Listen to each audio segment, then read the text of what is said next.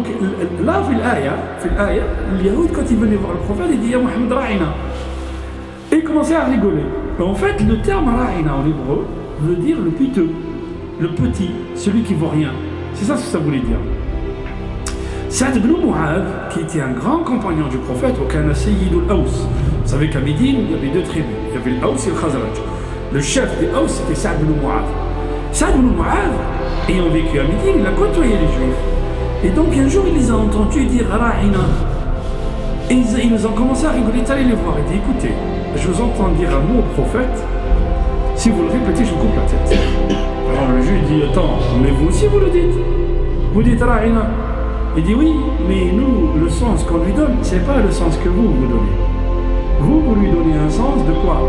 Un sens de blessure, un sens d'insulte. Donc si vous le redites, hein, je vous coupe la tête, comme ça.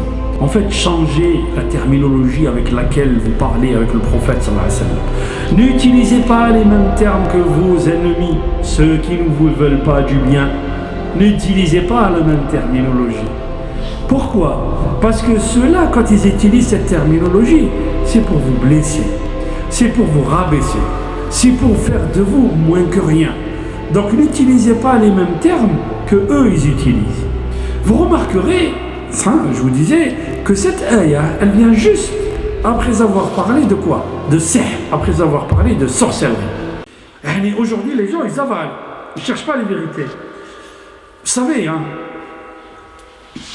vous allez à l'Observatoire du religieux à Aix-en-Provence.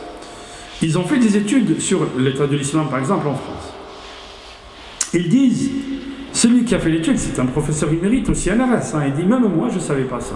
Vous savez combien de rues dans lesquelles les musulmans ils font la prière du vendredi? Dans toute la France, hein, dans la rue. Hein, il y en a 2 ou 3 à Marseille, il y en a à Paris, oui, dans la rue, quand les musulmans ils font la prière dans la rue. Et pourquoi ils la font dans la rue? Parce que la mosquée est exiguë et on ne les laisse pas construire une mosquée plus grande. Et ils la font dans la rue. Quelqu'un il voudrait faire la prière devant une poubelle, subhanallah al-azim. Bon, vous savez combien de rues il y en a? Il y en a 9, dans toute la France. Quand on fait un sondage avec les gens, on leur dit combien de rues vous pensez? 181, 275, 300. Ils essayent de coloniser la France, les musulmans. Vous savez combien de mosquées il y en a en France, de mosquées dignes de ce nom, mosquées, hein? Yani masjid, mabni avec sawma'a, tout ça. Non, il y en a 8. Il y a la mosquée d'Ifri, il y a la mosquée d'Argenteuil, si, il y en a 8. Il y a la mosquée de Paris, la mosquée de Lyon, bien sûr, il y a la mosquée de Strasbourg, ouais, Saint-Étienne. Il y en a 8 ou 9, je crois, 8 ou 9. Et les salles de prière, combien il y en a? Il y en a 1900. 1900 salles de prière en France. Pratiquants, on considère les musulmans pratiquants 2,5 millions à peu près, en France. Musulmans pratiquants. Il dit si on compare par rapport aux protestants. Si on compare par rapport aux protestants, les protestants sont 1,4 million de protestants. Parce qu'ils sont tous pratiquants, là, 1,4 million de protestants. Vous savez combien de temples protestants il y en a en France? 3000. Mais les musulmans, ils essayent d'occuper la France et de convertir les gens. Mais on veut convertir personne, ya akhi karim. Comprends, subhanallah. Arrêtez de nous mettre tout le temps au centre de l'équation. Mais Allah subhanahu wa ta'ala, il a dit وَكَذَلِكَ جَعَلْنَاكُمْ أُمَّةً وَسَطًا لِتَكُونُوا شُهَدَاءَ عَلَى النَّاسِ وَيَكُونَ الرَّسُولُ عَلَيْكُمْ شَهِيدًا. Vous êtes la nation du milieu. On parle plus de l'islam que d'autre chose. On parle plus de l'islam. Regardez, prenez les journaux, vous allez voir. On parle que d'islam.